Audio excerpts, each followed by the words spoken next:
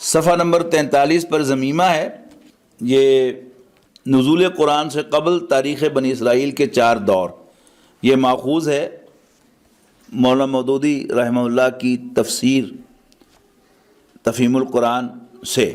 بنی اسرائیل جب فلسطین میں داخل ہوئے تو انہوں نے اپنی کوئی متحدہ سلطنت قائم نہ کی، وہ قبائلی عصبیت میں مبتلا تھے۔ ان کے ہر قبیلے نے اس بات کو پسند کیا کہ مفتوح علاقے کا ایک حصہ لے کر الگ ہو جائے۔ نمبر 1، عروج اول، عہد زرعی۔ آخرکار بنی اسرائیل کو ایک فرما روا کے تحت اپنی ایک متحدہ سلطنت قائم کرنے کی ضرورت محسوس ہوئی، اور ان کی درخواست پر حضرت سموئیل نبی علیہ السلام نے سن 1020 قبل مسیح میں طالوت کو ان کا بادشاہ بنایا۔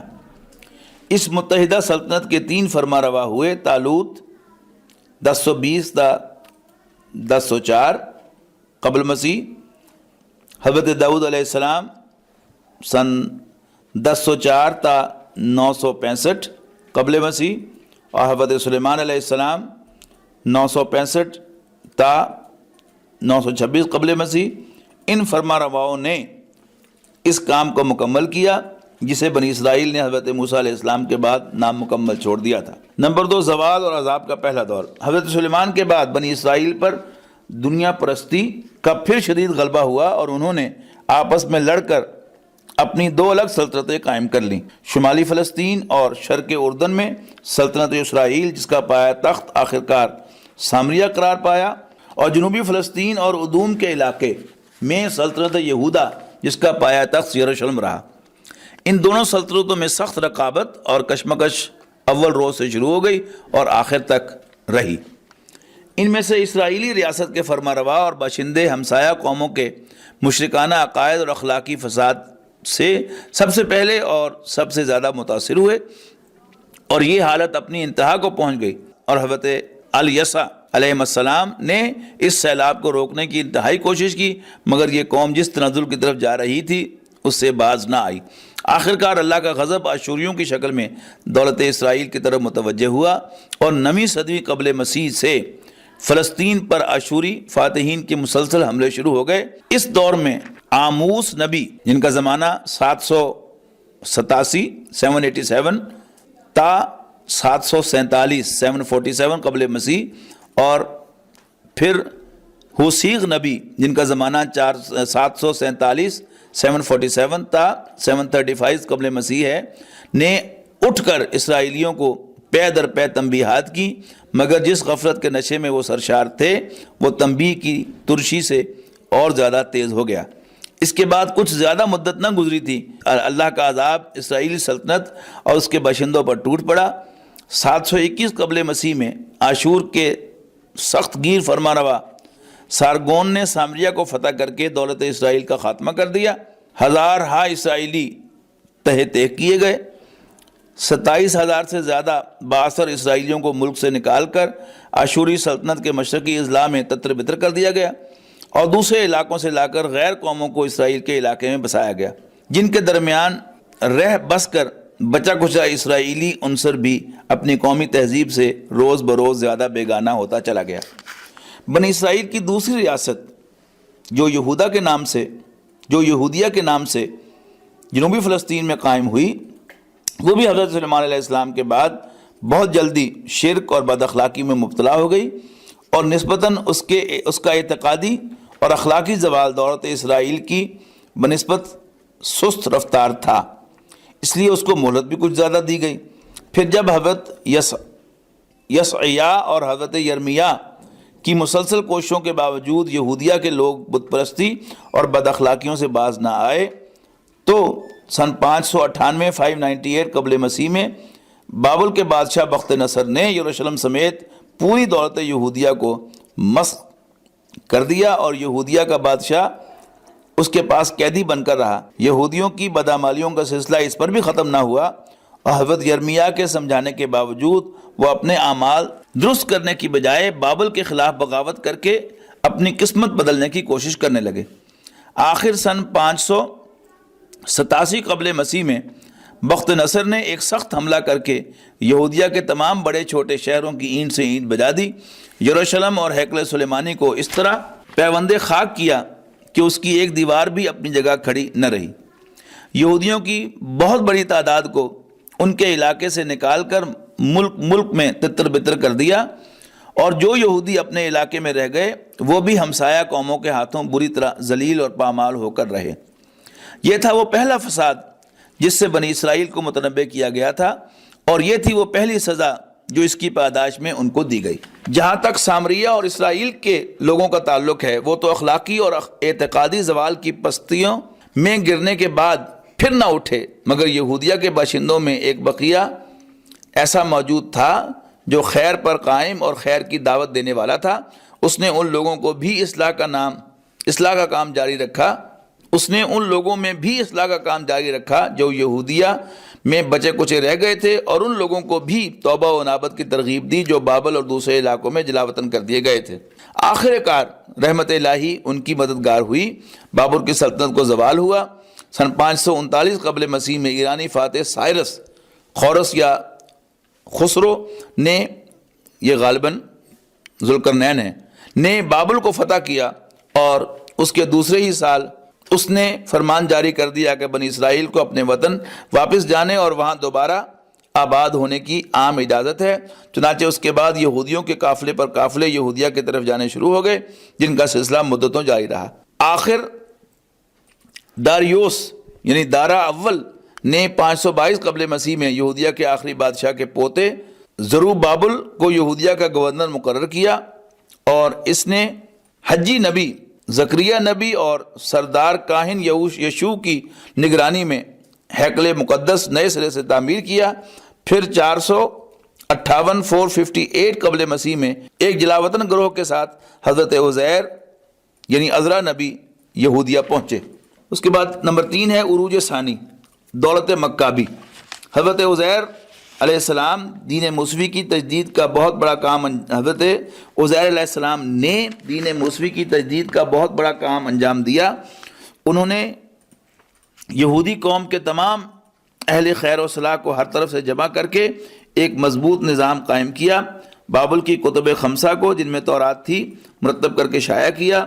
یہودیوں کی دینی تعلیم کا انتظام کیا۔ قوانین شریعت کو نافذ کر کے ان اعتقادی اور اخلاقی برائیوں کو دور کرنا شروع کیا جو بنی اسرائیل کے اندر غیر قوموں کے اثر سے گھسائی تھی۔ ان تمام مشرک عورتوں کو طلاق دلوائی جن سے یہودیوں نے بیاہ کر رکھے تھے، اور بنی اسرائیل سے ازسر نو خدا کی بندگی اور اس کے آئین کی پیروی کا میثاق لیا۔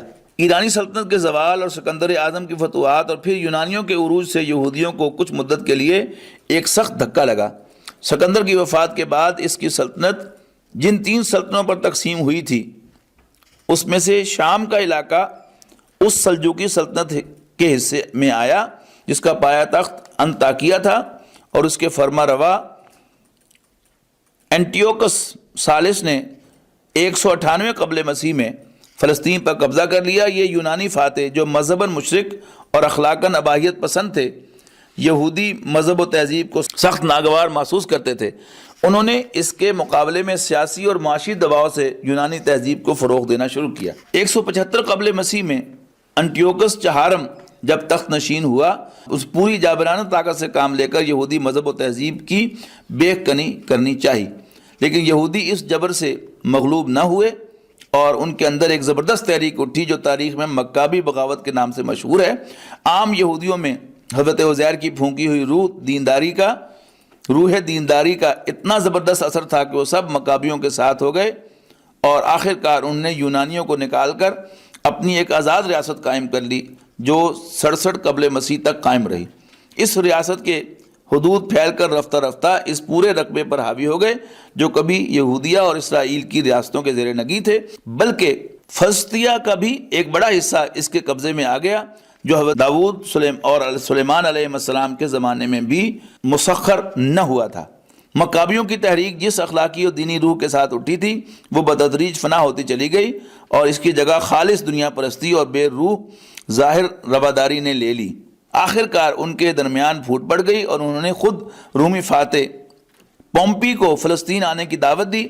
چنانچہ پومپی 63 قبل مسیح میں اس ملک کی طرف متوجہ ہوا، اور اس نے بیت المقدس پر قبضہ کر کے یہودیوں کی آزادی کا خاتمہ کر دیا۔ انہوں نے فلسطین میں اپنے زیر سایہ ایک ایسی ریاست قائم کر دی جو بالآخر 40 قبل مسیح میں ایک ہوشیار یہودی ہیرود نامی کے قبضے میں آئی۔